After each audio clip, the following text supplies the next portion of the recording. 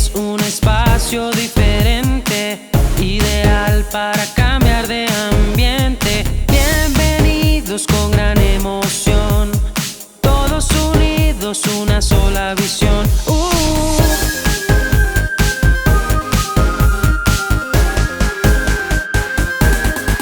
El Nazareno está en el centro, el Nazareno se encuentra en el centro. Nuevas ideas, la misma pasión, juntos tú y yo en el centro.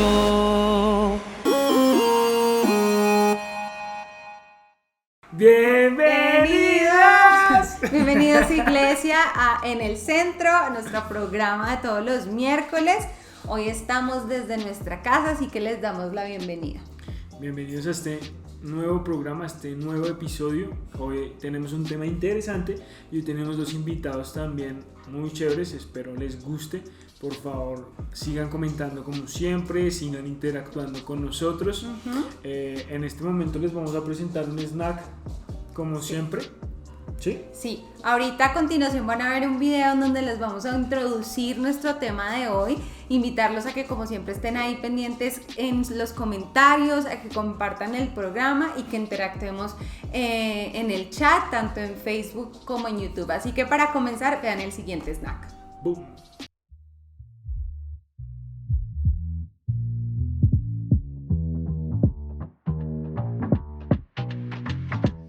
Una adicción silenciosa es, pues me parece que es como cuando uno tiene una adicción a algo, pues que nadie sabe, solo uno. Entonces la hace en silencio, pues a escondidas, que sabe que está mal. Entonces es una, para mí. Ajá, ¿y tú has tenido alguna?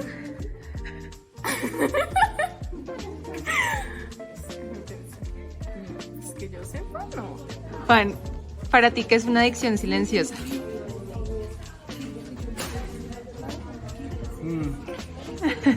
No tengo idea. A ver, creo una adicción silenciosa podría ser el querer consumir contenido seguido de cualquier tipo. Ajá.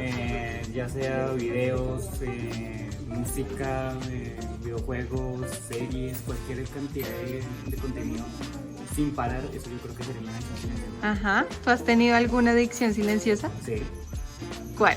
videojuegos Videojuegos. Ay, gracias. y videos también. Una adicción silenciosa para mí es tener como cierto, no sé, tal vez un hábito, pero que nadie más lo tenga o que solamente lo tenga uno, Ajá. como privacidad. Ajá. ¿Y tú has tenido uno? Sí, ¿Cuál? comer dulces, muchos. Guardo muchos dulces en la maleta, pero nadie sabe. Pero te los comes a escondidas. Sí. Hermana Noralba, ¿qué cree su merced que es una adicción silenciosa?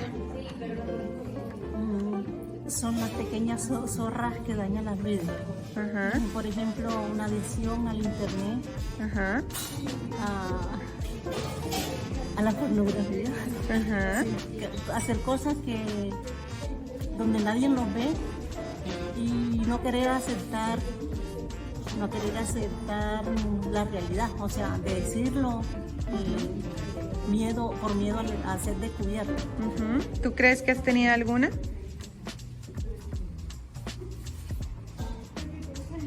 No sé. Pueden ser malos hábitos que se hacen de forma inconsciente. ¿O consciente? ¿Qué crees? Silenciosa, bueno, tal vez el que lo practica puede que lo haga inconscientemente o no. Sí. ¿Y tú has tenido alguna? No me acuerdo. Una adicción silenciosa es similar, puede ser como cuando una persona le provoca algo y permanece y le gusta, pero le encanta y permanece ahí constante, pero nunca quiere reconocer que tiene ese pequeño problema. Similar como cuando una persona es compulsiva al comprar. Compra y acumula y nunca utiliza nada de lo que tiene, pero sigue insistiendo en que necesita algo que nunca se va a poner. Ajá. ¿Tú has tenido alguna adicción silenciosa? Adicción silenciosa no, nunca la he tenido. Es mucho a las redes Ajá. y que ve uno cosas que no aportan nada y uno insiste en eso. Ajá. No, claro. ¿Tú has tenido alguna? Sí, ¿Cuál? me gustaban mucho las películas de Bruce. Entonces dedico mucho tiempo a eso y finalmente no me sirve. Una adicción silenciosa es para cuando quiero ocultar algo y no lo quiero comentar, un pecado por ahí guardadillo muy adentro de uno. Uh-huh. ¿Tú has tenido alguno? Sí, a veces por ahí vienen malos pensamientos, hacer daño a alguien cuando me han hecho daño. Ah.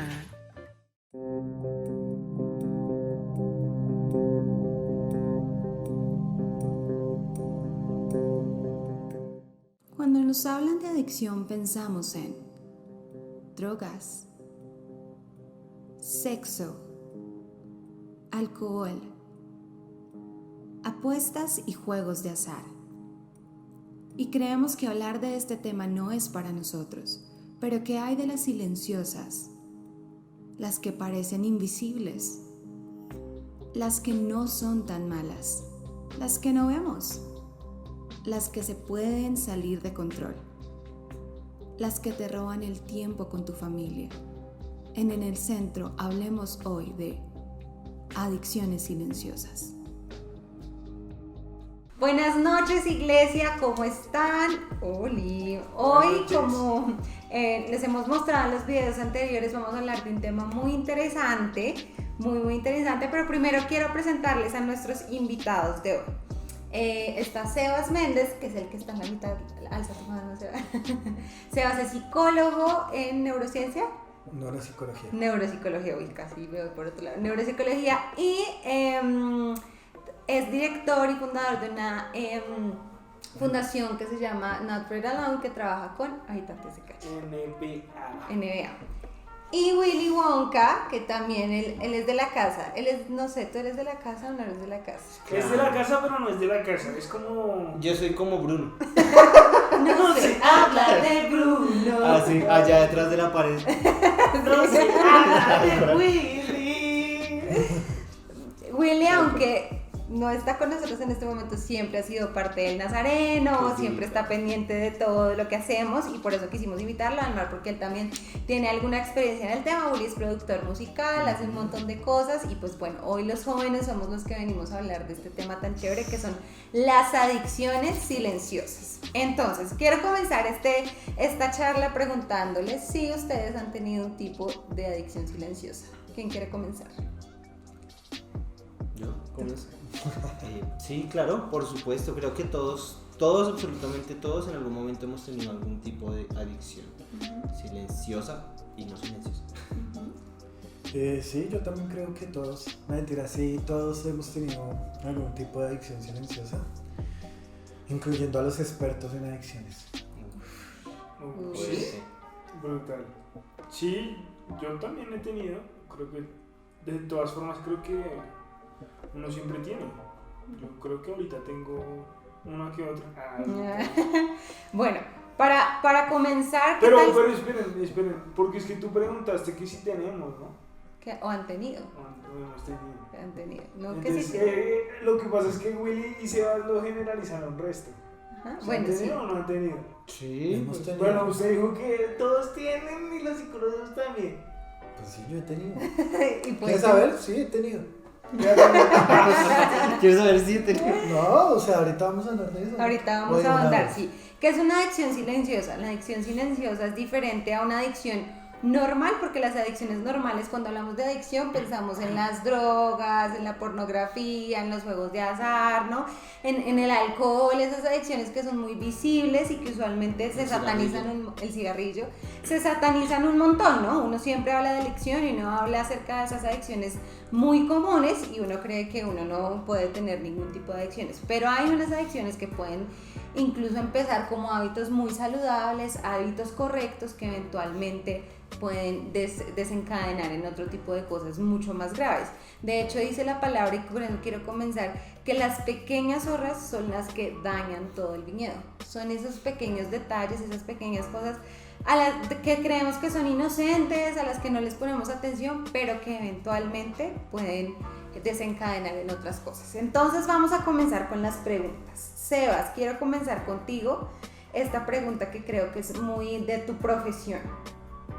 ¿Hay algunas personas más vulnerables a las adicciones? Sí, digamos que hay varias personas que son vulnerables, unas por ADN, digamos que se puede dar por características generacionales y como se dice también dentro de la iglesia, por maldiciones generacionales. Hay otra que es como que la persona se vuelve propensa por situaciones de la vida que la vulneran. Digamos, por ejemplo, una persona que haya sido maltratada físicamente, una persona que haya sido abusada sexualmente, esas personas pueden ser vulnerables, igual que alguien que haya recibido maltrato psicológico hacia la parte emocional, claro que sí. O sea que las adicciones también son hereditarias. Sí. ¿Una enfermedad? Sí. Wow, tremendo. Pues porque uno no lo ve así, ¿no? En cuestión frente a adicciones. O sea, sí de pronto como a unos casos mucho más relevantes, como lo que decíamos en cuestión frente a la pornografía, cosas así, que obviamente son como mucho más heavy, pero no a las silenciosas. O sea, frente a toda adicción, toda adicción puede ser hereditaria. Sí, porque todo se da por... en ciertos casos, ¿no? Sí, en algunos casos. Y todo se puede dar por comportamientos y por la cultura de la familia. Sí. Sí, exactamente. De hecho, cuando uno va y mira la forma, no sé, de ser, de actuar de los papás y se revisa uno se da cuenta que tiene muchas cosas de ellos. Sí, aunque uno siempre dice, no, yo no soy igual, yo soy diferente, pero uno sabe que esto es de mi papá, esto es de mi mamá, yo respondo así por mi papá, por mi mamá, y eso puede llevarnos a esas adicciones. ¿Por qué? Porque, bueno, ya sé que ahorita lo vamos a tocar, pero muchas de esas adicciones se dan no de una manera inmediata o no de una manera consciente, ¿sí? Sino se dan con cosas que empezamos a hacer, ¿sí? Entonces, por ejemplo, yo tiendo, no sé, mis papás, al igual yo, por ejemplo, tiendo a ser muy agresivo, ¿cierto? Entonces, al ser tan agresivo, empiezo a presentar unas ciertas formas de actuar. Y eso me va llevando poco a poco a hacerme, digamos que adicto, por decirlo así, a alguna u otra circunstancia o alguna otra cosa que me ayuda a menguar esa forma de ser. Entonces sí tiene mucho que ver. Sí, creo que es muy importante que nosotros, más que como iglesia, como seres humanos, identifiquemos en nuestras familias y nosotros qué conductas nos pueden llevar a cosas. Yo pensando en este tema y ahorita pensando, digamos que si yo pienso en mis papás y en mí, los tres tenemos una adicción, disculpen, reverendos, santísimos padrecitos. Se metió con los papás. Pero los tres tenemos un tema con el tema del cuerpo. O sea, los tres nos gusta vernos muy bien, ¿no? Los tres nos gusta hacer ejercicio, ¿no? El tema de la alimentación. Y que yo siento yo con la venida de mis padres que si nosotros dejáramos que eso se saliera de control un poco, podríamos generar algo de adicción, por ejemplo, al ejercicio. Yo, en todo mi testimonio con el tema del amor propio y de mi identidad, hubo una época que creo que creé una adicción con el tema. Hacía ejercicios 2 veces al día, tomaba pastillas para bajar de peso y hacía dieta. Anotaron, ¿no? Ya está grave la vaina. Sí, o sea, claro, se podía ver muy saludable, pero estaba muy mal. Y eso comenzó poco a poco, ¿no? Claro, eso comenzó de a una vez, ¿no? De ir leyendo, ¿no? Cómo contar las calorías, qué alimentos me funcionan más.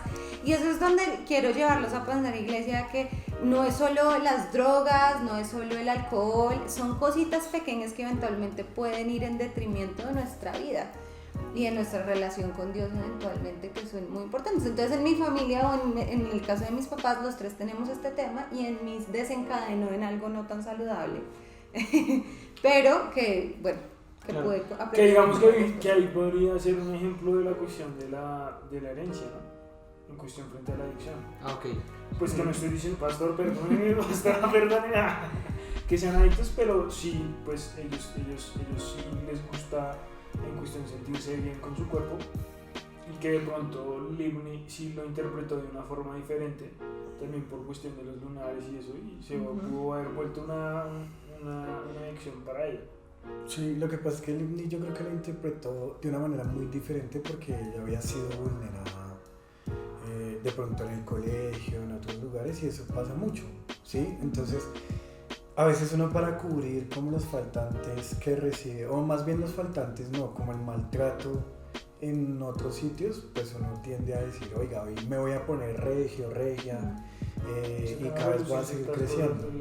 Y eso no está mal. Yo creo que de hecho aquí entra algo importante, creo que no lo hemos hecho, no sé, pero es de pronto definir un poquito lo que es la adicción, ¿no? Porque justamente el concepto que decía Livni al principio de que pensamos que las drogas, el alcohol, todo eso, es porque para nosotros la adicción es una vaina como allá súper aislada, ¿no? Pero tú me corriges, pero lo que yo entiendo por adicción es algo a lo que nosotros le creamos o con lo que nosotros tenemos una dependencia, ¿sí? Y que necesitamos de eso, llámese como lo que sea, pero que yo necesito de eso para estar, o sea, tengo una dependencia de eso. De hecho, una dependencia de eso. De hecho, la definición es una patología, una enfermedad que podemos desarrollar incluso sin darnos cuenta.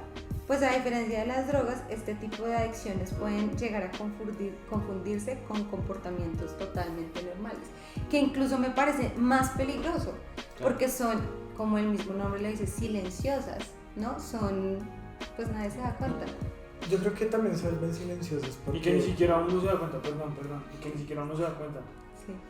¿No? Porque, por lo menos, frente a los videos que hicimos, preguntándole a la gente si tenía, cuál era la definición de una adicción silenciosa, todos lo tomaban por el lado de es algo oculto, como es algo que tú mismo escondes. Pero no, es algo que uno la no definición de adicción silenciosa es que ni siquiera uno mismo se da cuenta que tiene esas adicciones, ¿no?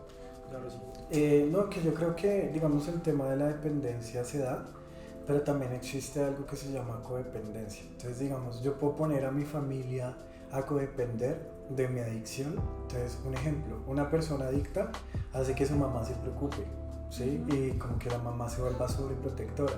Y ahí comienzan a haber muchos roles. Entonces, todo este tipo de situaciones tienen como un ciclo, y la adicción siempre va a entrar entre el ciclo de la adicción, la dependencia y la codependencia. Entonces es bueno como saber qué es codepender. Codepender, pues como lo dice su nombre, es que yo necesito de alguien para poder llegar a depender, ¿sí? Entonces es como yo necesito de que mi mamá me dé dinero para yo poder ir a hacer ejercicio, por ejemplo, y repetir 1000 veces hacer ejercicio. Entonces se puede salir de control como cuando tú todos los días vas a hacer ejercicio más de 4 horas y sobrecargas tu cuerpo, por ejemplo, hablando del ejemplo de lo que pasó con Livni y lo que ella comentaba, ¿sí? Entonces creo que son cosas que así suceden. Súper, listo. Siguiente pregunta. Por ejemplo, ¿creen que los cristianos podamos tener adicciones silenciosas? Por supuesto que sí. Sí, Claro porque eso no lo hace ser cristiano. De hecho, no tiene adicción. Sí, pregunto esto es porque los cristianos usualmente nos sentimos inmunes a ese tipo de cosas. De hecho, yo pienso que esas adicciones silenciosas son la principal fuente, por decirlo así, de adicción de los cristianos. ¿Por qué? Justamente porque los cristianos ya tenemos ese estigma respecto al resto de adicciones, ¿no? Cigarrillo, alcohol, ¿no? Entonces uno dice, no, cigarrillo no, alcohol no, bla, bla, bla, no, fiestas, no esto, pero entonces yo sí puedo estar pegado al Instagram, sí puedo estar metido en el Facebook, sí puedo estar XY haciendo ejercicio todo el día, sí puedo estar maquillándome hasta donde no tenga más que maquillarme, etc. ¿Por qué? Porque como eso no lo tenemos estigmatizado, decimos, eso lo puedo hacer. Sebas, ¿cuál es tu opinión sobre eso? Yo creo que la verdad yo no diferenciaría como a cristianos con personas normales, porque las personas normales también entran en eso, ¿sí? O sea, digamos que hay gente que por apariencias dice como no, yo no soy adicto, y literalmente uno puede encontrarse a alguien que va y toma alcohol solo en su cuarto, siendo cristiano o no cristiano. Entonces por ambos lados se da. Uno lo puede hacer por la apariencia en un trabajo, un cristiano lo puede hacer pues para que otros no lo vean, o que fume de forma recurrente y repetitiva hasta el punto de literalmente salir en las noches por una caja de cigarrillo a la 1 de la mañana sabiendo que lo pueden robar. Y eso, ahí es donde uno comienza a darse cuenta que no solo pasa con el cristiano, sino creo que es un tema que pasa en general, en especial por la parte, yo creería que por la parte mental, ¿sí? Por esa construcción que tenemos mental, porque uno tampoco, siendo cristiano, se libera, o sea, va a liberar la mente de que pasen cosas cuestionables psicológicamente, ¿no? Va a seguir pasando, pero la ventaja que sí tenemos como cristianos, y en eso sí quiero andar, es que uno le puede entregar eso a Dios, ¿sí? Es como la ventaja que tenemos. La otra pregunta que quería hacerles, que de hecho esta me la sugirió Sebas y me parece muy interesante, y es ¿en qué punto deja de ser normal, ¿no? Un comportamiento, ¿en qué punto deja de ser normal y comienza a ser una adicción? O sea, ¿cuál es ese punto en el que uno puede decir, esto se me está saliendo de control? En el punto cuando, digamos, tú comienzas a intervenir cosas que para ti son importantes, como salirte del trabajo sabiendo que tienes que hacer algo importante, irte por lo menos a tomar alcohol o hacer ejercicio, decir como voy a la tienda y te pones a hacer ejercicio, que hay gente que le pasa, ¿sí? O digamos que tú dejes de trabajar por estar viendo tus redes sociales, digamos que ahí se te sale el control porque tú estás perdiendo como esas áreas de ajuste. Las áreas de ajuste son el área familiar, el área social, el área profesional, el área, digamos, pues en el tema de espiritual, el área personal y pues digamos que esas son las áreas más importantes. Y cuando tú comienzas a darle prioridad a cosas que no tienen como la misma relevancia, porque por ejemplo, si no trabajas, pues te puedes sacar del trabajo y posiblemente vas a sufrir un poco con el tema de los recursos. Entonces ahí es cuando te das cuenta, cuando te comienzas a gastar la plata, ejemplo, la ludopatía. Cuando tú comienzas a gastarte tu sueldo, te pagan tu sueldo y tú vas a un casino y te gastas la plata sabiendo que tienes que pagar el arriendo. Cuando ¿Compras? Sí, o compras. O digamos la gente que es, le compras compulsivas, se les dice. Entonces o impulsivas, cuando una persona es muy compulsiva o impulsiva en el tema de las compras, y se gasta todo su sueldo en eso, sabiendo que debe pagar arriendo, sabiendo que tiene un hijo que mantener, sabiendo que, digamos, en el caso de Willy sabe, o sea, Willy sabe que si él se gasta la plata, no sé, jugando videojuegos, pues su familia no va a comer y pues van a sufrir, ¿no? Entonces ahí es cuando uno se comienza a dar cuenta que está perdiendo el control de la adicción, ¿no? pues sí, de su vida. Y aunque pienso también de que hay gente que ni siquiera tiene el problema de que le falte, ¿sí me entienden? En cuestión, porque digamos que conozco una persona muy cercana que pues, es muy adicta a comprar pendejadas, bobadas, literal. Es un familiar mío.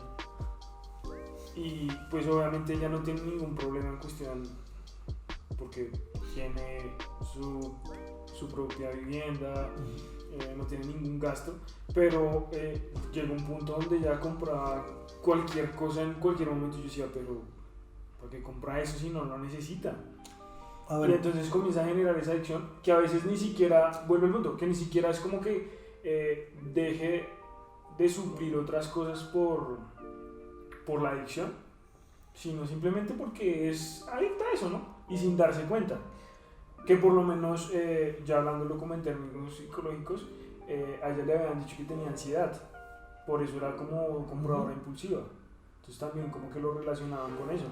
Lo que pasa es que las adicciones tienen como efectos secundarios y es, por ejemplo, una persona puede tener todo el dinero del mundo y gastar lo que quiera y comprar lo que quiera una y otra vez, pero hay momentos que eso ya se refleja de forma fisiológica. Entonces la persona dice como, es como si la mente le dijera, tienes que comprar hoy y tienes que comprar tantas veces. Es lo mismo que, les voy a colocar un ejemplo, cuando uno tiene mucha sed, uno no se toma un vaso de agua, uno se toma 2, 3 vasos de agua, 4, hasta que se sacia. Igual pasa con las compras. El tema es que la adicción tiene algo y es que llega a un punto donde ya no se sacia de la misma manera que se saciaba al principio. Y siempre digamos en este caso, hay que revisar algo que se llama sistema de recompensas en el cuerpo del ser humano. Seres humanos tenemos algo que se llama sistema límbico y en el sistema límbico pues es donde aparece como todo el tema de que ustedes han escuchado como psicología del consumidor y es donde juegan con nosotros. Entonces, claro, a la persona le gustan ciertos colores, les gustan ciertas cosas, cómo se ve cierta forma de algo, texturas, etc. Y pues tú terminas haciendo la compra. Es como cuando tú ves un comercial de Coca-Cola y pasas al lado de una nevera de Coca-Cola y la compras. Pero la persona ya lo hace de una forma tan repetitiva que ya perdió hasta la noción de lo que ha comprado. Porque estoy seguro que hay momentos donde ella ni siquiera cae en cuenta que lo compró, solo dice como, ¿por qué compré esto? Y ya. Sí, ¿no? O que a veces, no sé, compró algo y al rato no le gustó. Sí, yo creo que al final es cuando, creo que una manera de identificarlo muy claro que piensas, Willy, te veo muy pensativo. Sí, estoy pensando. Como que llega un punto en el que uno debe aprender a reconocer, ¿no? Y creo que ese es el mensaje, aprender a reconocer en qué momento cogí el celular y llevo 2 horas con el celular en la mano. Y empezar a decir, esto se me está volviendo un problema. Sí, porque pasa lo mismo con las adicciones, por lo menos yo que tuve un problema sin adicción con las drogas. El problema principal es de que uno no es capaz de reconocerlo. Y frente a esas adicciones, por lo menos yo le decía, hey, ¿qué pasa? ¿Estás adicta a comprar? Y me decía, no, eso es normal, yo quiero comprar porque necesito, igual que necesito, tiene un montón de cosas. Entonces como que yo decía, el primer problema a resolver de una persona adicta frente a una adicción grandísima o pequeña es reconocer de que es adicta. Y que somos todos vulnerables a generar una adicción a cualquier cosa, porque siento que ahí empieza a rozar este tema con el tema de los ídolos, ¿no? Cualquier cosa que eventualmente pueda quitarle el lugar a Dios, ¿no?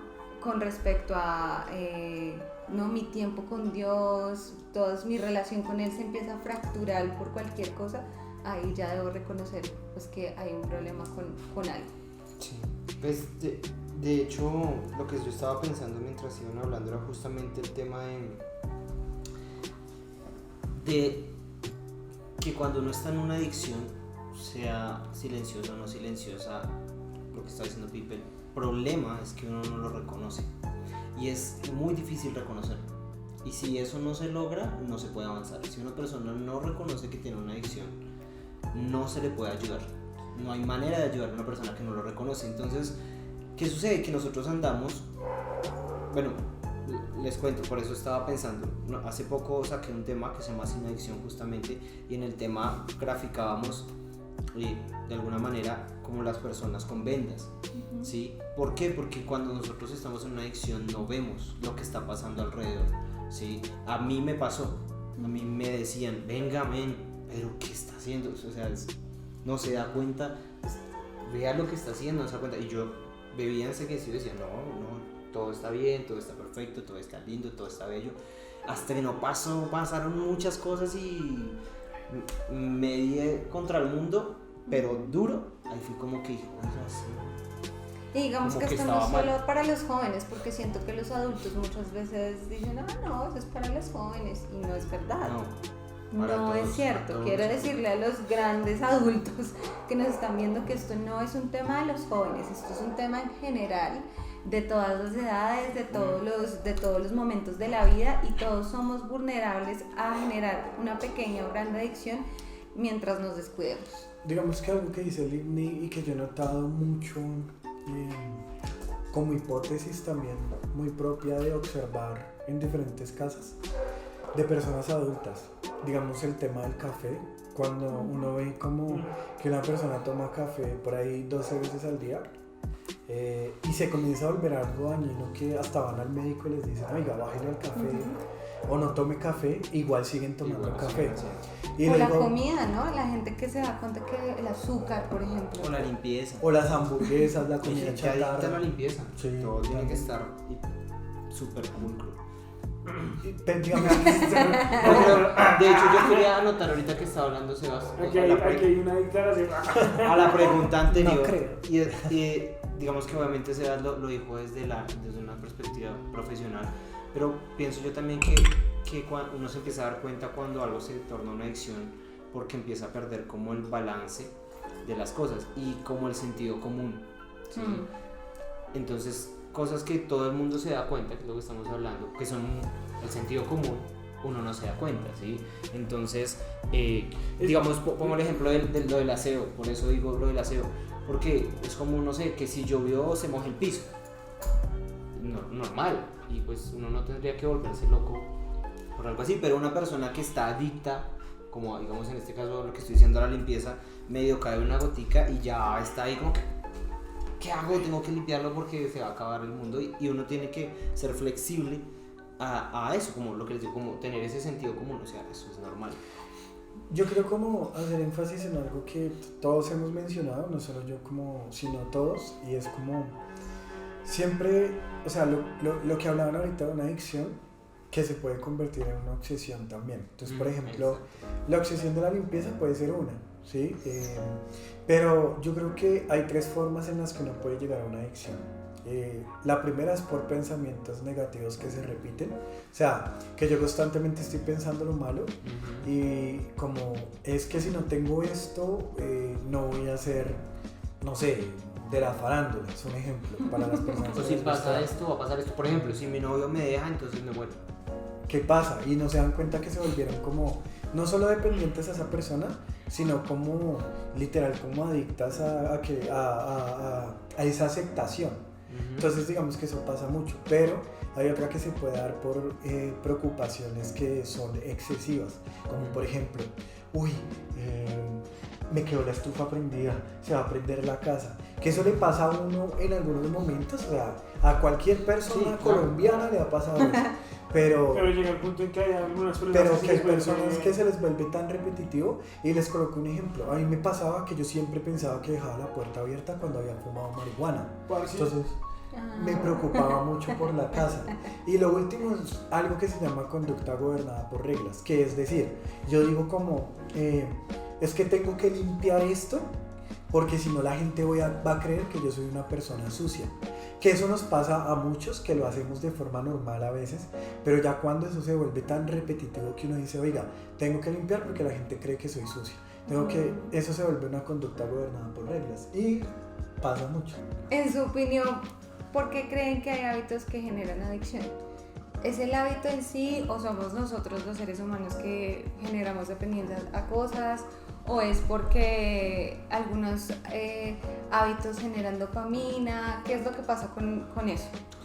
Lo que pasa es que hay que analizar varios factores. Digamos que el L-Dopa y la dopamina, el L-Dopa lo que hace es como disminuir la dopamina, y la dopamina pues se sube sola, digamos por procesos de neurotransmisores, siempre va a pasar. Y es importante recalcar esto, ¿por qué?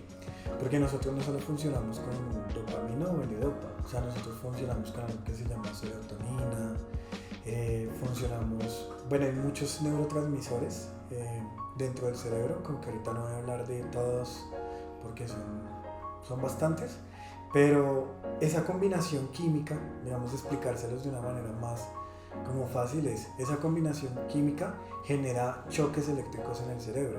Entonces digamos que cuando se combina todo, o sea, no solo la combinación de dopamina, sino serotonina, y hay otros factores químicos en el ADN como glutamato y un poco de vainas existentes, esa combinación lo que nos va a llevar a nosotros es como ¡pum!, se va a activar el cerebro, pero para eso se necesita algo que nos dé una recompensa, algo que nos refuerce. O sea, por ejemplo, si yo sé que el café me mantiene despierto y a mí me gusta el café y yo trabajo hasta altas horas de la noche, ¿yo qué voy a hacer?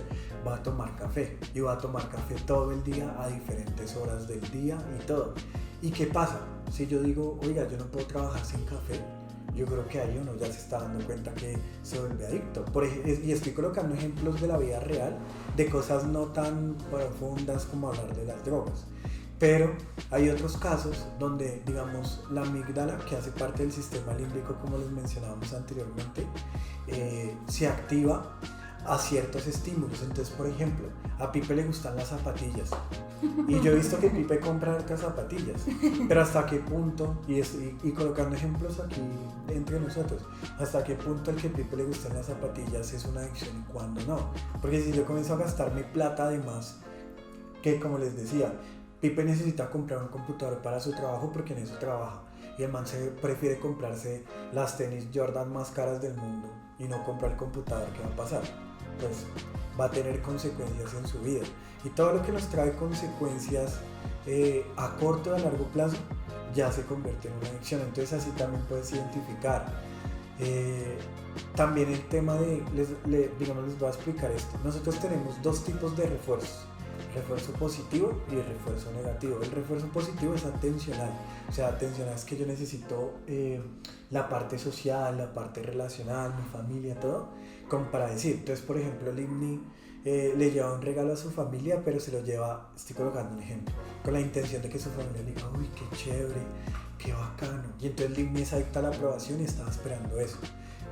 Y eso es atencional, pero hay algo que se llaman refuerzos negativos, donde uno evita y escapa. Entonces le coloco un ejemplo. Usted está re triste y a usted le gusta hacer música, pero usted sabe que tiene, pues digamos, otras obligaciones como su hijo, como, no sé, como sus hermanos o todo, que usted los apoya y eso, pero usted comienza a hacer música para evadir una relación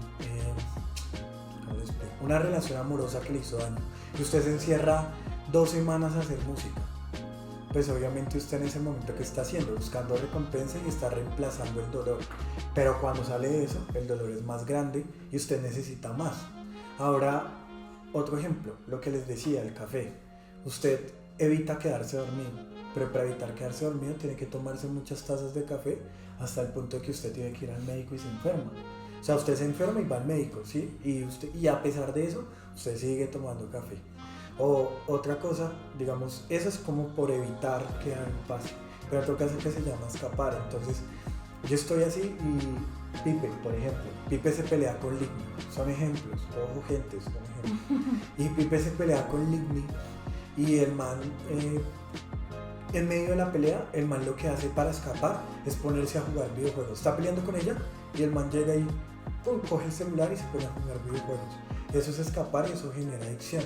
Entonces, ¿qué hace? Eso le libera también serotonina. O sea, al liberarle como ese relajamiento, él dice, pues qué chimba, vas a seguir jugando, ¿sí? Pero no necesariamente. Entonces, sí, se da por una forma, se da porque te relajas o porque te impulsas, ¿sí? Y pues sí, y también, digamos, hablar de la adrenalina y noradrenalina. Les coloco un caso de adrenalina y noradrenalina. La adicción a la heroína. La heroína hace algo que es súper importante en el cerebro, y es que nos quita el neurotransmisor de adrenalina, y se quita, o sea, literalmente la primera vez que pruebas heroína se te va. Entonces el cuerpo, ¿qué hace? Dice, dame heroína para yo recuperar el neurotransmisor, por eso es que es tan adictivo. Una adicción que puede generar la adrenalina, por decirlo así, sería un poco menos fuerte a la heroína. Podría ser la adicción por lo menos a los carros y a las motos, ¿no? Al sentir la adrenalina del pique del carro, ¿no? Claro. Eso podría generar... No puede ser adicto a eso. Y también porque... Y eso generaría la cuestión de la adrenalina, ¿no? Y también te genera tensión.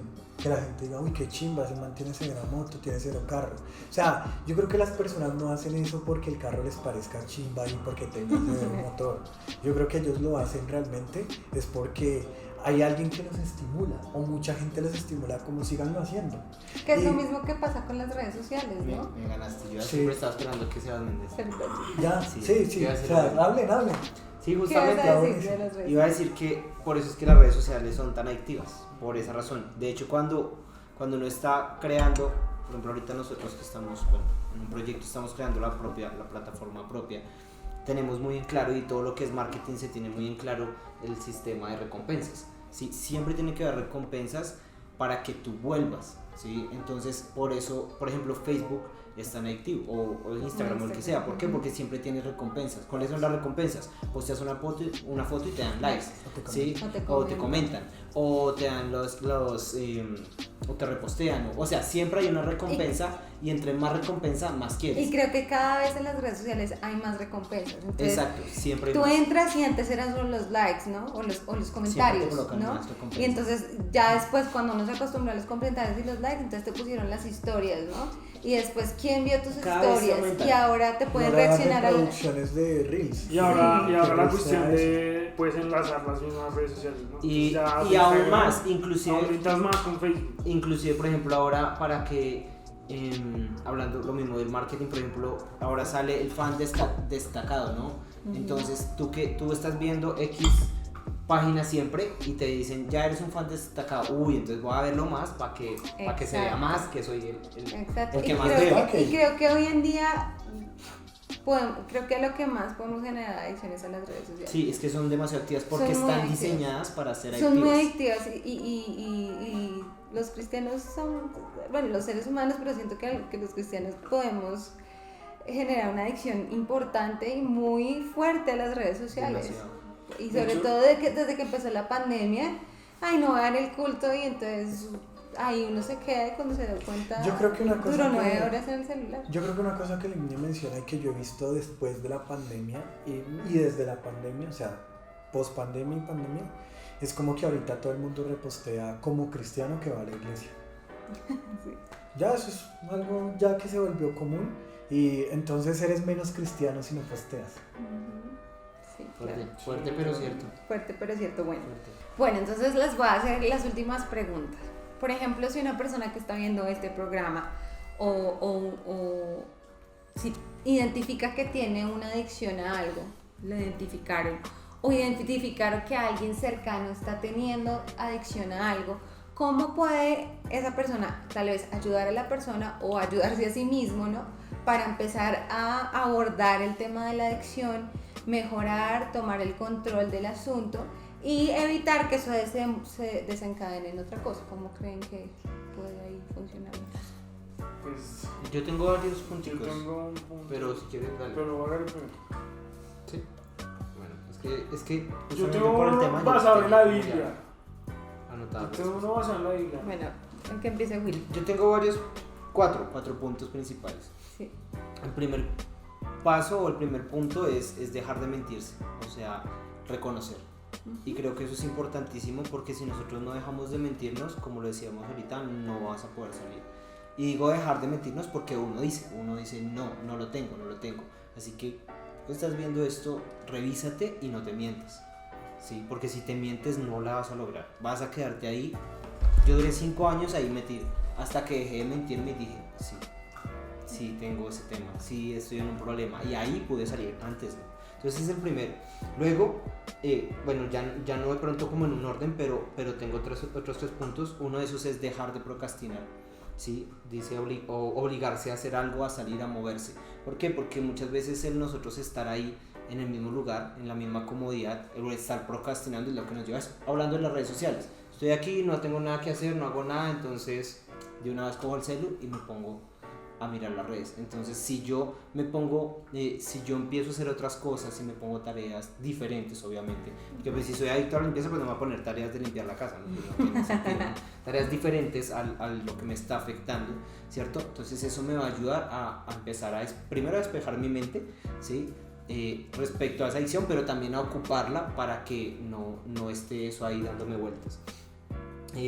Ponerse metas y cumplirlas, eso es súper importantísimo. Eso lo escuché hace un tiempo, y es que cuando o más bien uno de los ejercicios que usan, bueno, tú me dirás, pero uno de los ejercicios que usan para que las personas salgan de la depresión es cumplir metas o proyectos que tenían guardados, atrasados. ¿Por qué? Porque cuando uno entra en una adicción, ¿sí? Normalmente, bueno, ese es otro tema, pero normalmente una adicción seguramente te puede llevar a una depresión, ¿sí? ¿Por qué? Justamente por los faltantes, porque llega lo que decía Sebas, llega el punto en donde quieres más y no puedes suplir ese más, y como no tienes más, entonces caes en depresión porque empiezas a desvalorarte, a sentir que no tienes, ¿cierto? Pero cuando empiezas otra vez a cumplir metas o proyectos que tenías guardados, XY, sea el proyecto, eso empieza a elevar otra vez tu autoestima y empiezas a decir, hey, sí puedo hacer esto, sí puedo salir, logré cumplir X o Y meta, y eso te ayuda también a avanzar, ¿sí? Y finalmente tengo otro que es hablar con alguien sobre el tema, ¿sí? Porque también cuando uno entra en una adicción o en ese caso en su consecuencia de la depresión, uno se encierra en sí misma, ¿sí? Y eso lo que hace es que no logre salir. Pero cuando tú hablas con otras personas, obviamente personas que tengan una opinión o sea, que puedan opinar con autoridad, que ¿sí? te sumen, ¿no? Sí, no el amiguito que está en la misma o peor que yo, que le diga, no, pues venga, nos matamos los dos, no, ese no, ¿sí? Sino alguien que de verdad te pueda ayudar. Hablas, o sea, al hablar con esa persona, pues te va a ayudar también a abrirte los ojos, ¿sí? Lo que hablábamos ahorita, como de tener esas vendas, pero también a salir, porque el cambio de perspectiva permite que uno pueda sobreponerse a esas dificultades. ¿En qué sentido? Que a veces, como siempre lo dicen, no, uno desde su perspectiva ve las cosas muy diferentes, pero otra persona que las puede ver tan sencillas, ¿no? Uno dice, ¿cómo salgo de esto?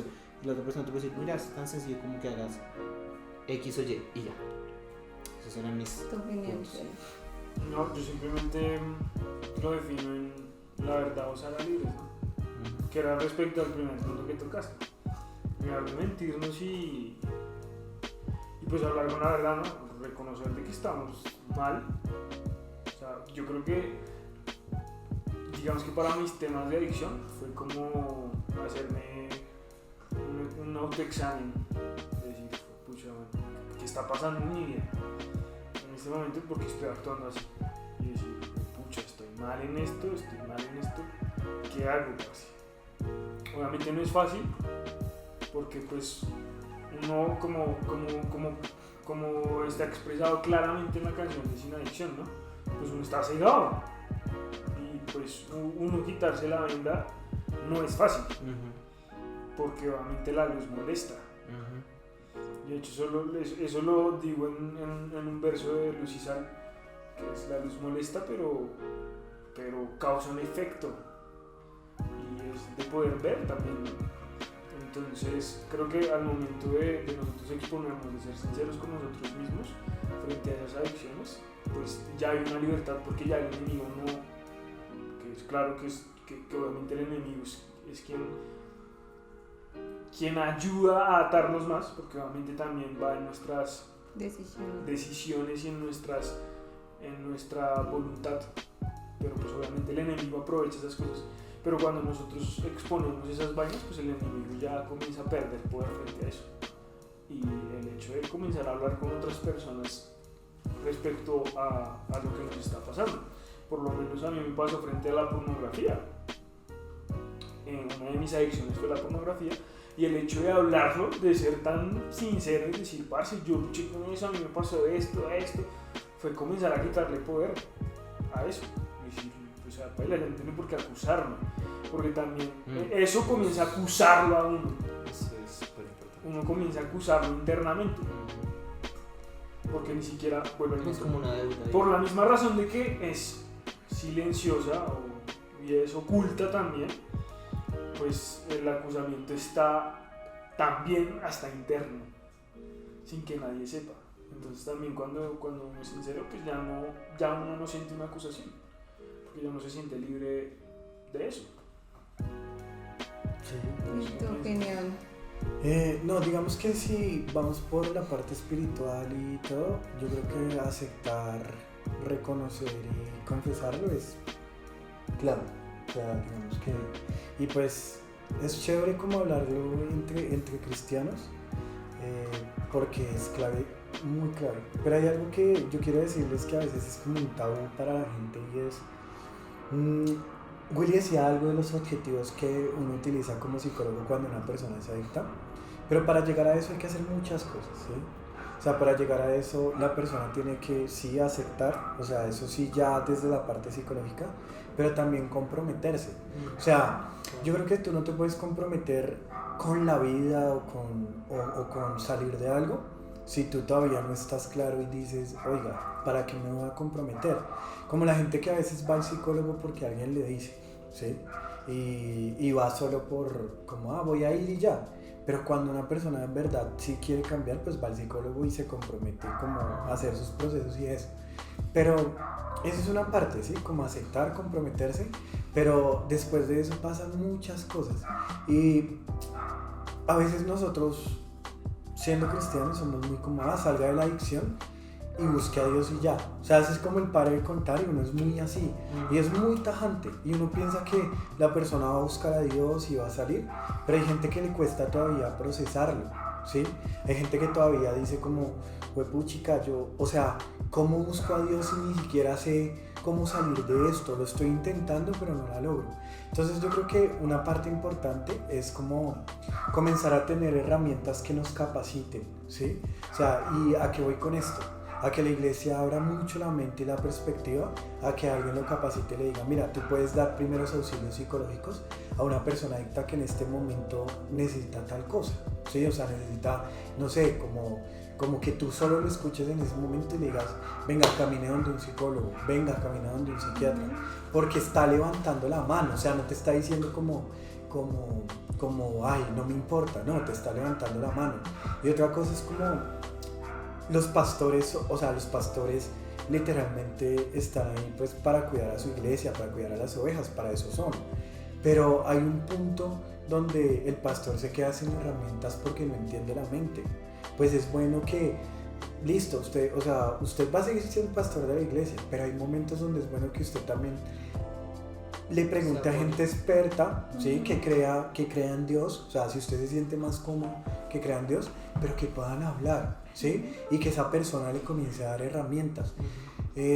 Yo en lo personal veo que sí, o sea, digamos el tema de, ya después de aceptar, comprometerse, la persona levantó la mano, alguien le dio ayuda, ya viene un verdadero cambio. Porque, ¿qué pasa? Cuando tú llegas con juicios de valor a donde la persona, o sea, la persona te dice, soy adicta, y tú, uy, pero qué paila, ayer lo vi fumando. Eso no le va a ayudar, ¿sí? Usted lo que debe hacer es como va a escuchar, va a ser empático. Creo que la empatía es súper importante en esos procesos. Y que más allá de eso, es que también nosotros como cristianos somos, este man tiene el demonio, venga, se lo saco con intervención, que vuelve al punto. Sí, en cuestión como que obviamente es una atadura, pero pues viene un trabajo externo, va más ¿no? a ese trabajo que tú dices, que literal nos falta a nosotros como cristianos de entender pues de que para eso también fue creada la psicología, ¿no? Para poder entender y poder ayudar a esas personas más allá del área espiritual. No, más allá no, creo que es como conectarlo con el área espiritual. Conectarlo.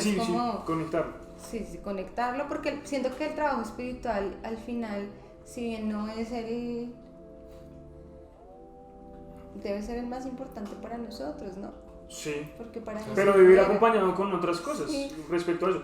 Y que antes, perdón, Jordan, y que antes de eso, pues de que también nosotros como cristianos y creyentes tenemos muy satanizado la labor del psicólogo y del psiquiatra, ¿no? Entonces, si alguien dice que va al psicólogo o al psiquiatra, es porque ya está en la mala, ¿no? Y no solo el psicólogo o el psiquiatra, sino todas las labores. O sea, tristemente durante años la iglesia en general ha satanizado todo lo que viene del hombre. Me explico.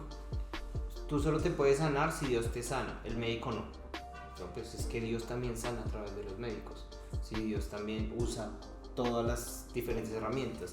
Entonces, no podemos solamente pretender que los milagros se hagan sobrenaturalmente en el sentido de que caiga fuego del cielo y se hagan, ¿no? Los milagros también se hacen con ayuda externa, con otras personas. Nosotros también somos manos de Dios haciendo milagros. Que fue por lo menos lo que pasó con mi papá, ¿no? Mi papá le pasó lo del cáncer y fue como miércoles. Aleluya. Y fue como, bueno, Dios, haces un milagro, pues porque uno lo ve así, ¿no? O sea, ya, desaparecen. Y no, tuvo que pasar un proceso duro en cuestión frente a un trabajo y un proceso con médicos frente a las quimioterapias, radioterapias, etc. Y al final, pues Dios hizo su milagro. Pero tuvo que pasar por las manos de médicos y de personas expertas respecto al tema, ¿no? Exacto. Entonces, digamos, aceptación y compromiso. Íbamos en aceptación y compromiso. Después de lo que mencionaban los chicos, sigo. Entonces, retomando como al punto donde estaba, y ya ahorita como que hablo de lo que ellos mencionaban, es aceptar, compromiso, pero también es un tema de poder enseñarle a la persona que vaya, o sea, que sea fiel a sus principios y a sus valores.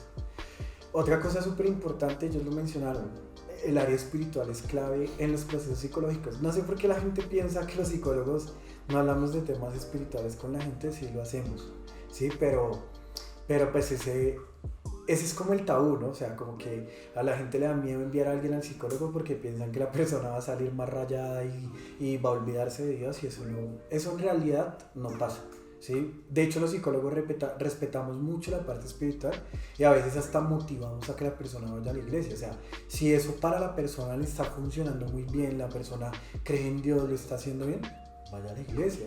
Y nosotros con eso sí somos como, háganlo. ¿Un psicólogo respeta eso? Sí, claro, De hecho, claro, las creencias se respetan porque yo no puedo pasar por encima de nadie, de ninguna persona. O sea, ¿cómo le puedo decir a alguien como no creas en eso o no hagas eso cuando realmente yo no soy el que ha vivido todo ese proceso? Aún lo pregunto es porque he escuchado psicólogos también como que, no digo que todos, porque realmente pues soy psicólogo, pero que son muy apáticos frente al a Dios, por la misma razón de que lo entienden todo desde la logia, ¿no?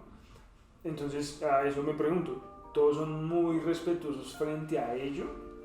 No sé si todos, pero por lo menos yo sí. O sea, digamos que...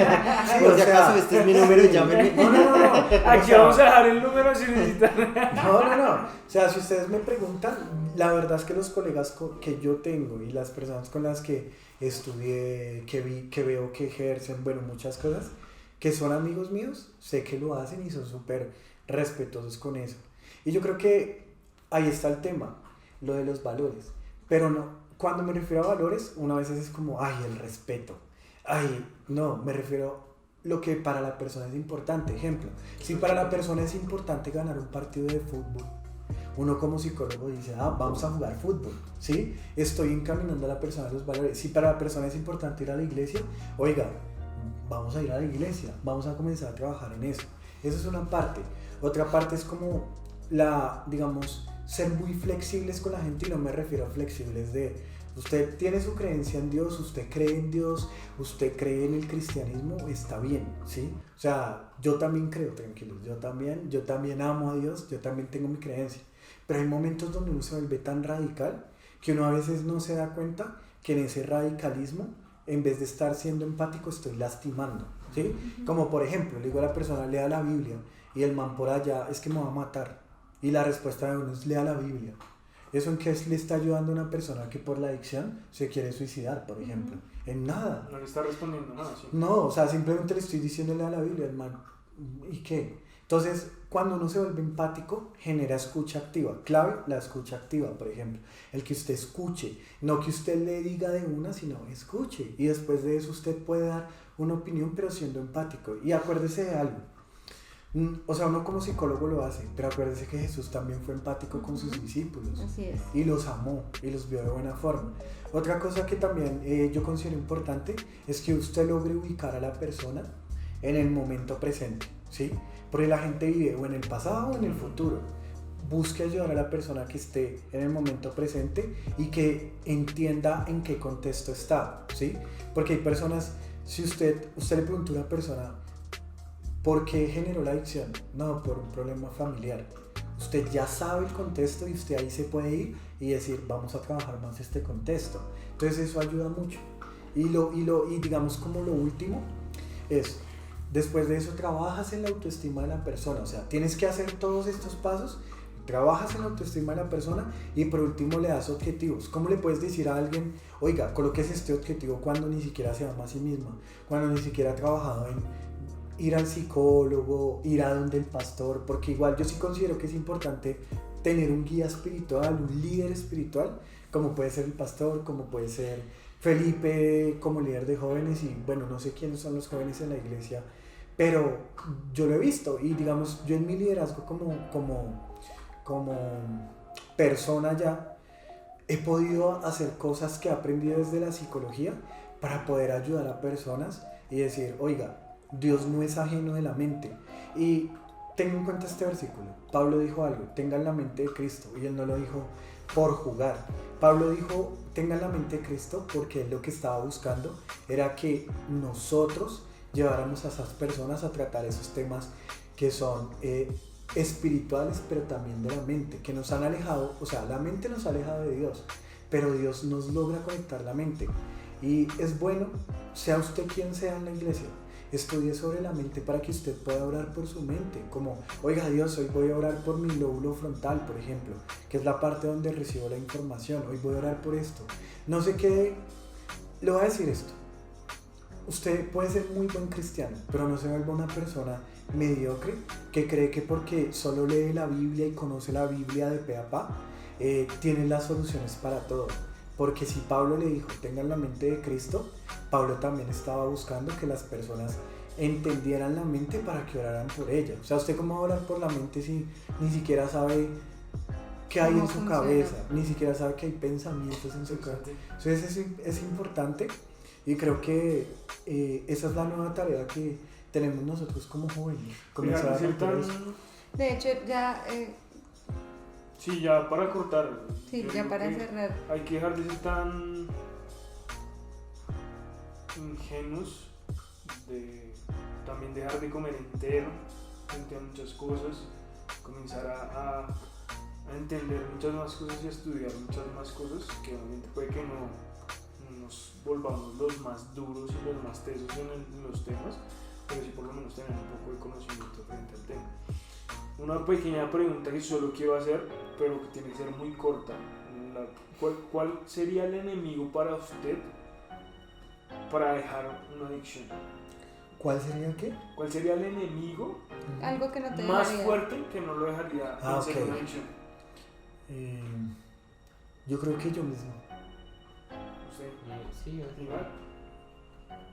Sí, uno mismo. Sí, la mente siempre es la mente. Uno mismo. Creo que por eso, Pablo, es lo que dice Sebas, me parece muy bueno para cerrar. Creo que todo el programa ha sido súper interesante, ha sido muy chévere. Tal vez podríamos quedarnos acá hablando del tema tal vez una hora más, pero creo que cerrar con eso que dice Sebas es clave.